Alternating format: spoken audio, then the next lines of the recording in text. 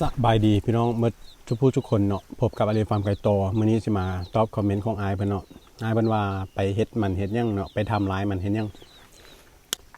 ก่อนอื่นอาลีต้องขอบใจแล้วก็ขอโทษถ้าอาลีเว้าผิดหรือว่าเว้าเกินไปเนาะถ้าอายเพิ่นอยู่ในเมืองอายเพิ่นอาจจะ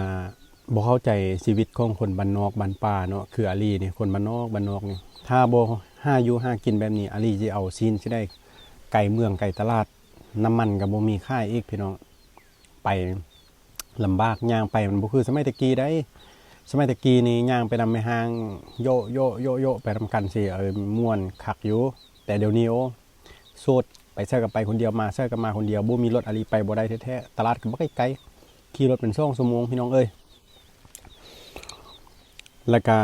การที่อาลีไปซอกอยู่หากินแบบนั้นเนาะแน่นอนอาลีอดบ่ได้พี่น้องกับการที่จะบ่กินเนื้อสัตว์และอาลีก็เชื่อว่าคนอยู่ในเมืองก็กินเนื้อสัตว์คือกันแต่อาจจะแตกต่างกันบ่ว่าเลี้ยงเป็นเลี้ยงไก่กิน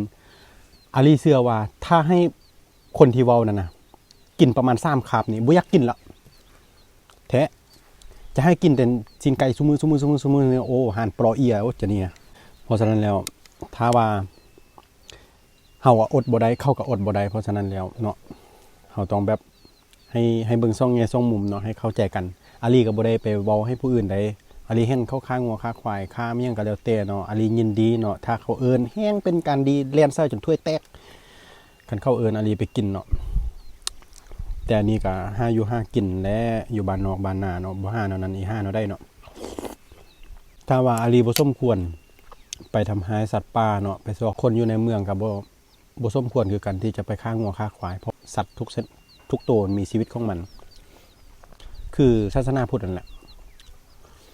อย่าไปฆ่าสัตว์ตัดชีวิตเนี่ยแต่ว่าเป็ดไก่เฮาเลี้ยงเนี่ยก็มีชีวิตคือกันเราเป็นหยังเฮาจึงฆ่าได้สบายโดยที่บ่ได้ดราม่าบ่ได้เว้าหยังตัดป่าก็อันนึง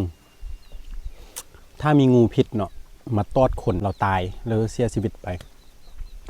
เขาว่าคือบ่ฆ่ามันคือบ่ทับมันคือบ่ตีมันเอามาเนี่ยบัดมันยังบ่ได้ตอดเถื่อเฮาไปเฮ็ดให้มันสวัสดิ์ว่าไปเฮ็ดให้มันเห็นยังมันก็เป็นตาคิดได้พี่น้องเนาะมาสุดท้ายก็บ่ได้ไปโละแล้วเด้ก็ต้มมีก็เหลือแต่ห่อเดียวนี่หมู่ซื้อมาให้ซ้ำโอ้ยชีวิตช่องช่องมุมเด้อพี่น้องขอบใจที่ติดตามแล้วก็เบิ่งคลิปอาลีเนาะมีสาระบ่มีสาระเนาะถ้าอาลีเฮ็ดผิดพลาดได้ก็คอมเมนต์ด่าแต่อาลีนั่นแหละแต่อย่าด่าผู้ปกครองก็พอ